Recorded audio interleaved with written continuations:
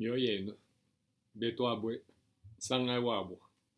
My name's Hunter Farrell, and I had the privilege of working with my wife Ruth and our kids in Ndesha and Kananga, beginning in 1981 and finishing in 1990, just a few years ago. So those were seminal years, transformative years, and changed not only the trajectory of our lives, but also our understanding of how God works in the world.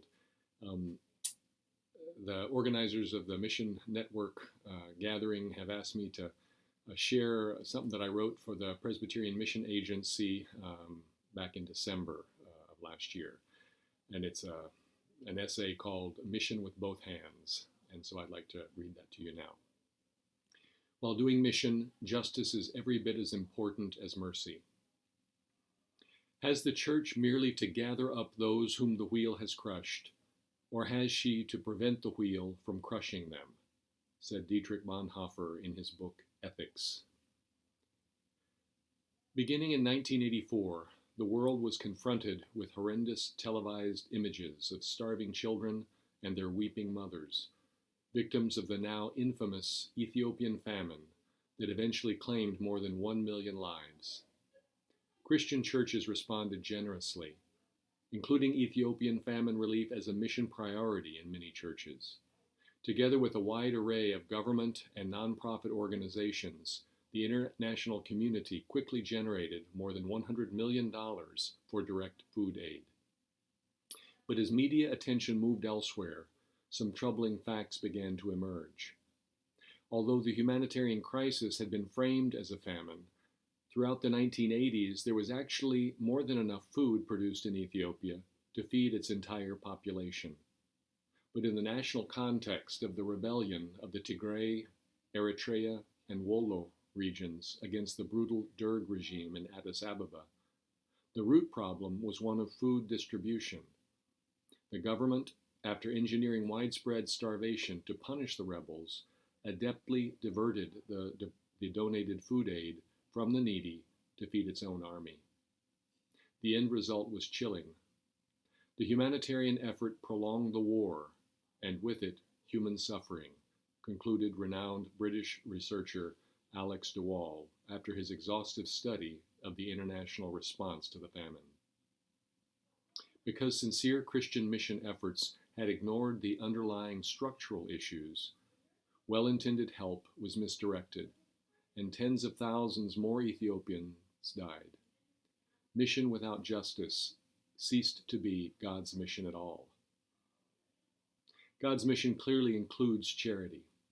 A cup of cold water given in Jesus' name, the Samaritan's extraordinary care for the victim of highway robbery, the traditional alms for the poor that has characterized the institutional church throughout the millennia. Charity is clearly biblical, and it's a hallmark of Christian faithfulness. After 35 years of working with Presbyterian congregations engaged in local and global mission, I found that the overwhelming majority of our congregations dedicate nearly 100% of their mission attention and budget to charity work. But as the story from the Ethiopian famine reminds us, a single-minded focus on charity can blind us to the larger issues behind the suffering that we seek to alleviate. A Congolese proverb says, "It takes two hands to wash." God's mission consists of both charity to stop our neighbor's bleeding and justice to prevent the wound in the first place. This fact has caused me to reflect some on the reasons behind this curiously singular focus in our congregations. I know for myself, if I'm honest, charity work is highly satisfying. I'm almost always thanked for my service. When I offer a hot meal to a homeless family at the city shelter, I often stand behind the counter. My position as benefactor shields me from the uncertainties and insecurity of a deeper relationship with a person forced to live on the streets in conditions that I wouldn't tolerate for my own family. The thought of that relationship frightens me a bit, to be honest. Charity can even anesthetize me into thinking I've done my part, when in fact my neighbor is still being exploited in ways that benefit me. when my insistence on lower taxes results in my neighbor not having access to desperately needed mental health services, if that unbelievable price I paid for my new shirt was only possible because of the unjust wages and dangerous working conditions of my global neighbor, I'm profiting from my neighbor's suffering. If my stock portfolio includes investments in companies that abuse their workers to extract greater profit and enhance dividends, I'm a direct beneficiary of injustice and am literally funding the wheel that is crushing my neighbor's life. And so I'm tempted to turn a blind eye, claiming it's just too complicated. So mere charity can divert our attention from the other hand of mission, the struggle for justice to prevent the suffering before it begins to crush the life of our neighbors. Confronted by the complexities of global poverty, maybe I feel better about myself and my own relative wealth when I gaze upon the smiling picture of the sponsored child on my refrigerator, or share on my Facebook page the story of my church's clothes closet for the poor. Now, I know for a fact that unjust structures condemn the poor to inadequate housing, education, health care, and jobs. You and I know that. But I'm certain that to work with the oppressed in identifying and addressing the root causes of their plight would require something more costly to me. It would require me to heed Dietrich Bonhoeffer's call to stop ignoring the wheel that is crushing so many people. It would require a commitment to justice to prevent their suffering, rather than merely tending to their wounds. Because changing the unjust laws and structures that keep the poor down would require a long-term relationship of accompaniment with the poor. And I'm certain that relationship would be very costly to me, because it would change me.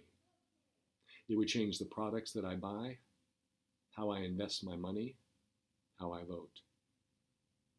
It would force me to choose between the worship of mammon, my investment income, and Jesus, who overturned the money changers' tables in his anger with injustice. So I have to wonder, has the American church's almost singular focus on charity, as opposed to justice, become an idol that keeps us feeling good about ourselves, but ignorant of the causes of our neighbor's suffering? Can I fully love my neighbor unless I'm willing to keep the wheel from crushing them? I think these questions were in my mind 20 years ago when the Presbyterian Hunger Program's former international coordinator, Lionel de Renancourt, first explained to me a new model of mission, the Joining Hands Against Hunger initiative, now led ably by Valérie Nodem. The effort wisely saw that the American church was using only one hand of mission, charity, and invited our church into the slow, hard work of solidarity for justice, to create spaces where mission partners from the churches and civil societies of the Global South could share their analysis of the root causes of injustice with partners from the Global North and work together to overcome them. Because mission and solidarity is woven through innumerable human relationships, tangible fruits of the Joining Hands model have taken some time to be seen. But laws in Egypt had been changed in favor of children with special needs. A highly polluting US-owned metal smelter in Peru with a legacy of thousands of lead-poisoned children was forced to decrease its toxic emissions. And Cameroonian families displaced by the Exxon pipeline have found the encouragement to organize and advocate. These are the results of the global solidarity woven together by the Joining Hands initiative. So take a look at your own congregation's mission work. What portion of your time, your budget, your prayer, and your attention is dedicated to the important work of charity? Good. And now, how much to justice, that preventive work of identifying and addressing the root causes of our neighbor's suffering? Could it be that our need for the instant gratification that charity work often generates has become an idol that keeps us from joining God and neighbor in the deeper work of justice? Maybe it's time to use both hands in justice.